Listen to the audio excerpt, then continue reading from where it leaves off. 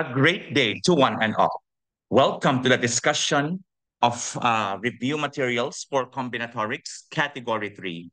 I am Sir Kim and I will be your discussant for today. So this time I will flash to you some problems related to combinatorics. And if you wish, feel free to pause the video and try solving the problems on your own. And later on, you can check if you got the correct answer. Are we ready? If we are ready, let's do this. Start with problem number 1. In how many ways can a doctor visit his 7 patients once in his 7 rounds? So in this particular type of problem, it is important to note that for a certain moment or day or session, for example, he's going to visit, not session, but in a certain rounds, he will visit exactly each patient once. So in this case, it is assumed that repetition is not allowed. Okay? So for example, we will utilize what we call the slot method and employ what we call the fundamental counting principle. So there are 7 slots. So here's the slot for the first visit, second visit, third visit, all the way until the 7th or last visit. In his first, in the first one, he could visit any of those 7 patients. But if one of the patients was already visited, he will visit 6 more. He could visit any 6 of them. If one of those 6 is already visited, then 5 could be visited the next, and so on until such time that one patient is left to be visited. And if you could notice from here, we are actually multiplying now all the whole numbers starting from 7 all the way down until the whole number 1. That's why I hope that you are familiar with this notation, or if not, at least it's an avenue for us to learn something. This is read as 7 with an exclamation point, but it's read actually as 7 factorial. And when we have the factorial of a whole number n, of a natural number n, for example, then we multiply all the natural numbers starting from n all the way down until 1. And with this, you could verify with your calculators that it is actually 5,040. Okay, so if you got 5,040, good start. Okay, let's proceed to problem number 2. How many straight lines can be formed from the given points? It is assumed here that any of the 2 points can be connected to form a straight line. Okay? So if you could see, no 3 of them are lying on the same line, right? Or no 3 of them are collinear. So if that's the case, so one method is to draw the line. So for example, we have 1, 2, 3, 4, 5. Then the diagonals, 6, 7, 8, 9, and 10. So therefore, there are actually 10 lines possible to be drawn. And if you got 10, great job.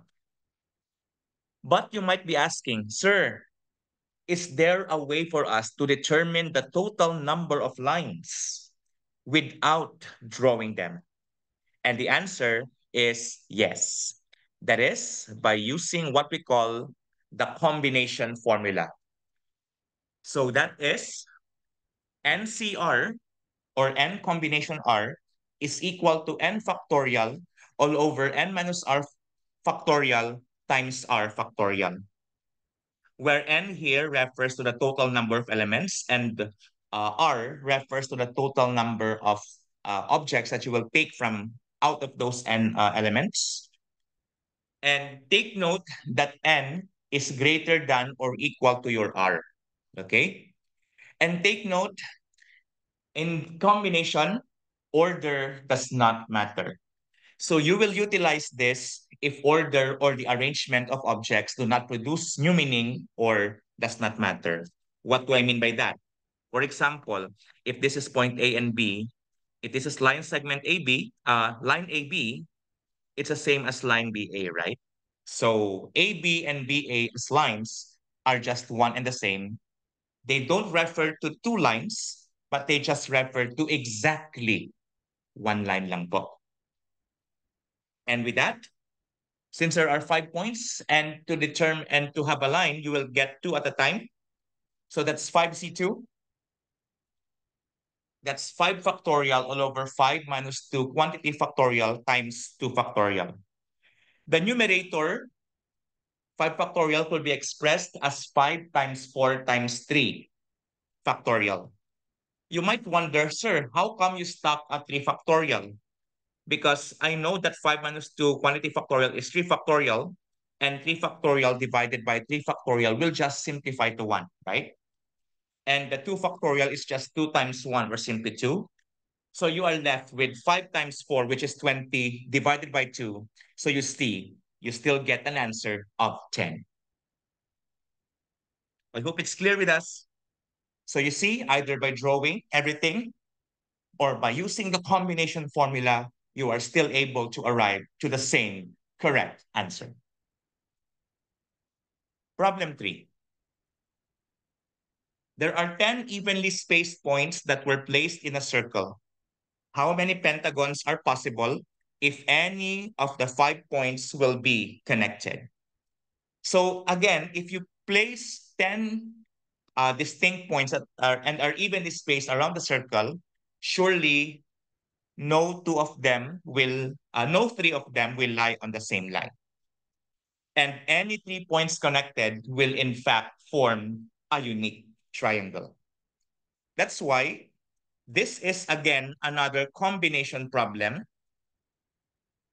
And again, if you have triangle ABC, it's the same as triangle BCA, for example, and order doesn't matter. That's why it's still required permutation, combination, I mean. So if you have 10C5, that's equal, there are 10 points. And to make a pentagon, you need 5 points. I have to correct myself, pentagons, I mean. You have to connect 5 points to form a pentagon. That's why 10C5. So you have 10 factorial all over 10 minus 5 quantity factorial, 5 factorial. And with that, you get 10 times 9 times 8 times 7 times 6 times 5 factorial. I stop here because I could cancel it with the other 5 factorial at the denominator. And the other 5 factorial is just 5 times 4 times 3 times 2 times 1.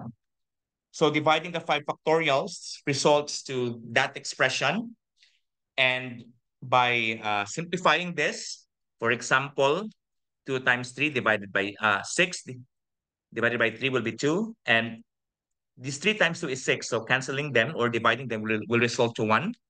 10 divided by 5 will be 2. And 8 divided by 4 will be 2. And if you multiplied everything in the numerator, leads to 252. So therefore, there are 252 pentagons possible. I hope it's clear. Number 4. Nacho basketball team has 12 players.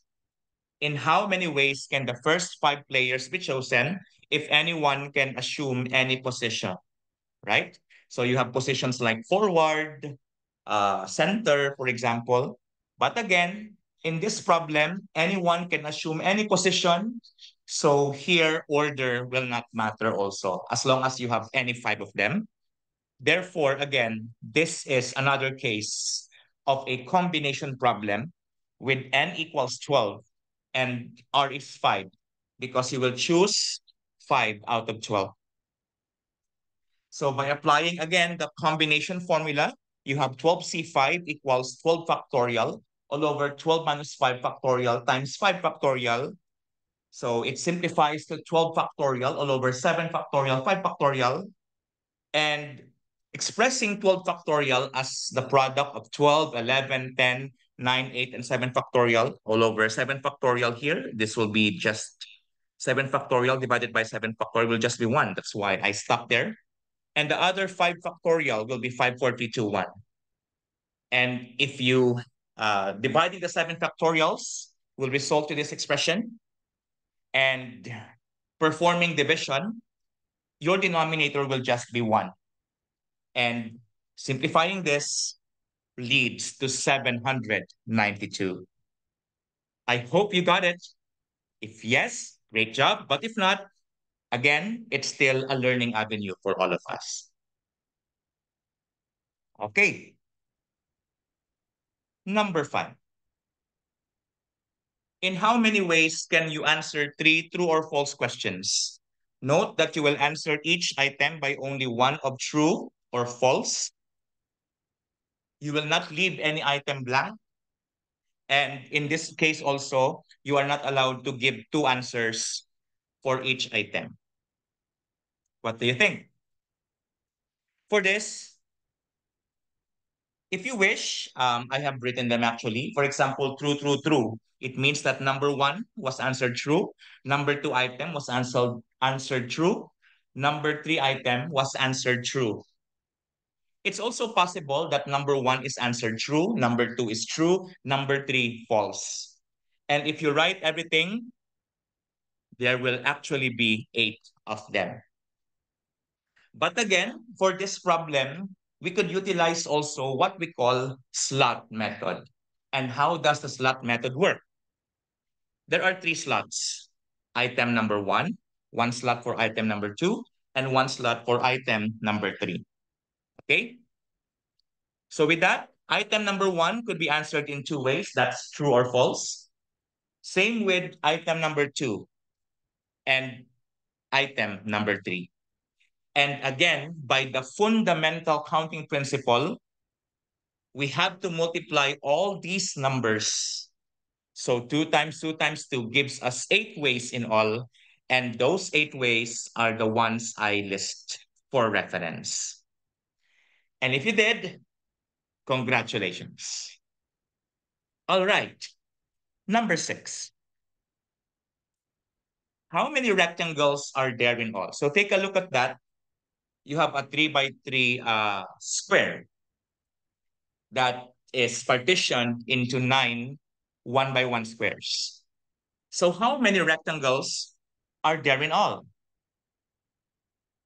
Take note, are we going to count the squares? And the answer is yes, because all squares are also rectangles. Okay? But be careful, huh? All squares are rectangles, but not all rectangles are squares. So the converse is not true. Anyway, going back to solve this, what you can do is there's actually a technique here. And from consider the length and width. The length is, for this dimension here, let's call this the length for now. So we have 1, 2, 3.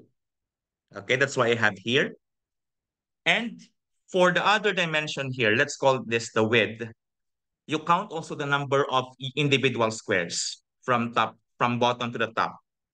So you also have 1, 2, 3.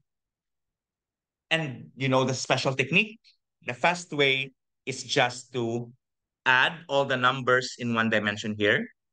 1 plus 2 plus 3. And also on the other dimension, add all the numbers there. Add the whole numbers you assign. That's for the other 1 plus 2 plus 3. And 1 plus 2 plus 3 is 6, right? That's why this becomes 6 times 6. Take note that the parenthesis here indicates multiplication. So there are many symbols for multiplication. You could use the usual symbol that uses it's like the X. There could be a dot. We could also use a parenthesis for multiplication. So 6 times 6 is 36. So if you exhaust all means, and if you have plenty of time, you could verify that there are actually 36, all of them. And they have different sizes. Okay, 36 rectangles of varying sizes out of this figure. Okay, I hope you're having a great time so far. Number 7. How many distinct arrangements are there of the letters of the word Sasa?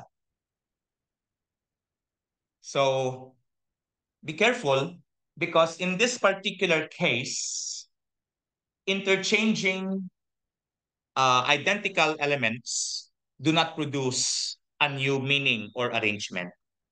So for example, if the S here will be interchanged with the other S here, nothing's changed. If you interchange the A with the other A, also the meaning does not there's no new meaning. But if you interchange two letters that are different, for example, if I interchange S and A, that's a new meaning. So in how many ways can these letters be arranged? So there's a technique here, and you could see that there are three S's and there are two A's, and a total of five elements in all because there are five letters. So you have 5 factorial. That's a total arrangement. The five elements, that's 5 factorial. But again, the arrangement of the three S's, um, if you interchange them among themselves or rearrange them among S's, will not matter. That's why we have to divide by 3 factorial. And the two A's as well, that's why we divide by 2 factorial. And if you simplify this, that becomes 5 times 4 times 3 factorial all over 3 factorial times 2. So that becomes 5 times 4 over 2 or 10. And if you answered 10, great job. So maybe you have trust issues. Sir, how sure are you that there are 10 only? So I also list them if you wish. So I have here SASSA, SASA, the given word. So we have SASAS. And if this is the complete list that we have. You could verify, you could check that none of them is written more than once and that we have exhausted all possibilities. All right.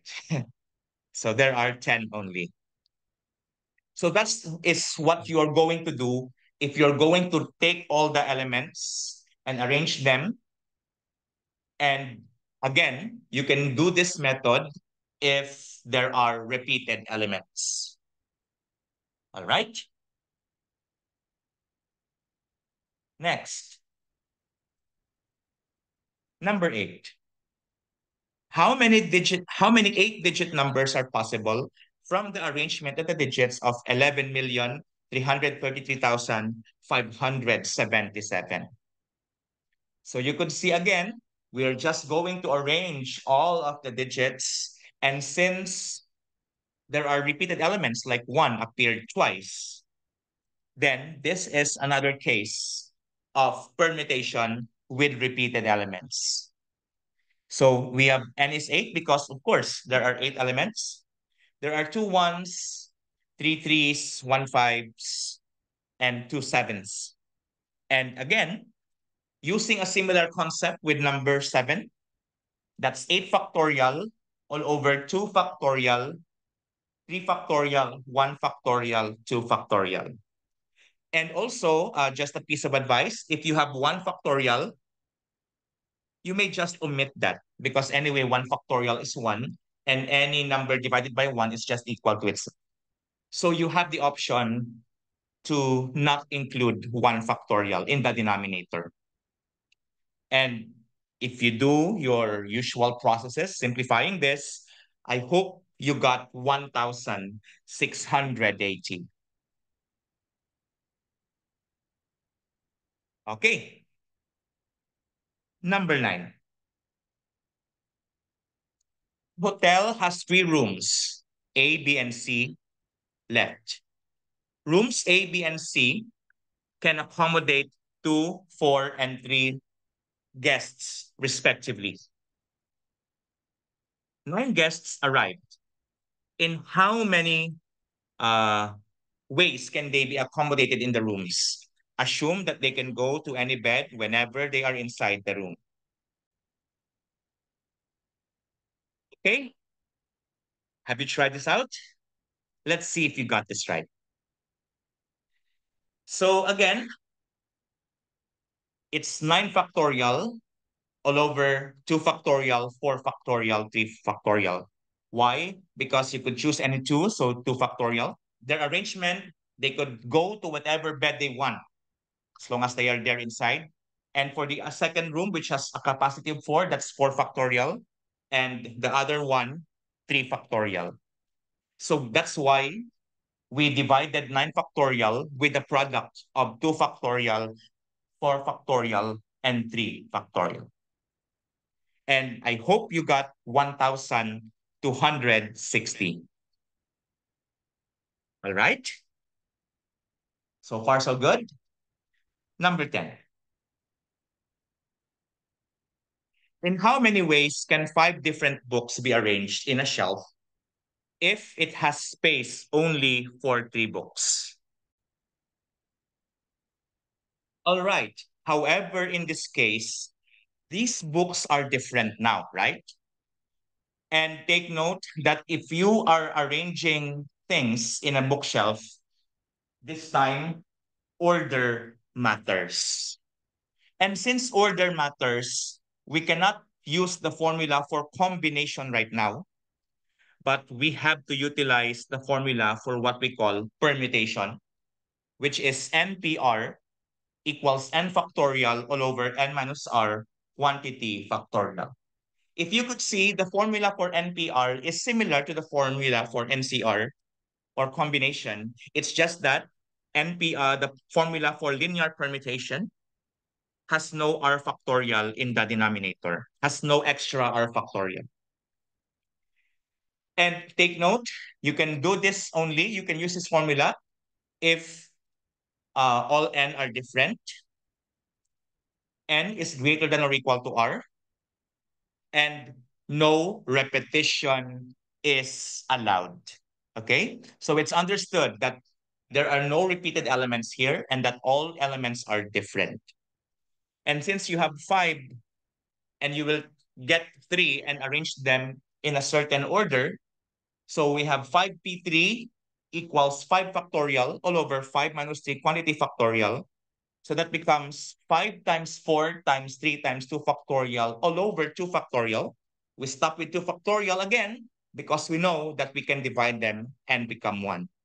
So what's left is 5 times 4 times 3, which is 60.